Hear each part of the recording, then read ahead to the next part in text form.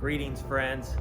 I hope you're doing well during these uncertain days, and I know that we're all kind of excited about the governor's announcement about the reopening of our state and things moving forward. We're seeing light at the end of the tunnel, and I want to assure you that we're doing all we can here to have a smooth and safe transition to in-person worship.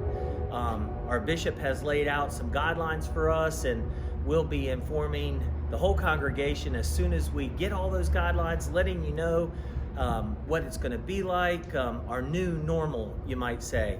But in that whole process, we have been doing a Zoom Bible study on the I Am sayings of Jesus. The book was written by Rob Fuquay, and this past week we were studying the saying of Jesus, I am the bread of life. And there was an interesting question that was raised last week. The author compares being full to being satisfied, and how often we fill ourselves with so many things but yet not satisfied. And he says true satisfaction comes in Jesus as the bread of life.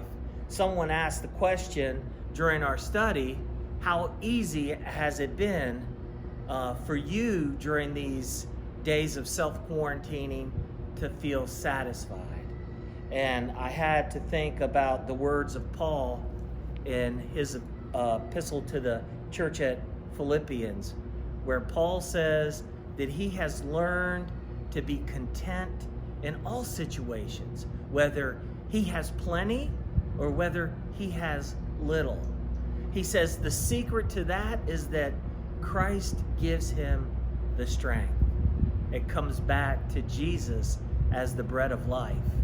Friends, I want to encourage you during these days of reopening to be safe, to be cautious, to continue to wear your mask when you're in public, and to seek to do a slow transition back. But I also want to encourage you more than anything to find satisfaction in Jesus as the bread of life. Trust in his love and his grace. Let it sustain you over these next few days, few weeks, few months as things begin to return to normal. And I promise that as soon as we can, we'll have our doors open for worship, and we'll be back together again praising God. But look for contentment in these days and rely on Jesus as your bread of life. Amen.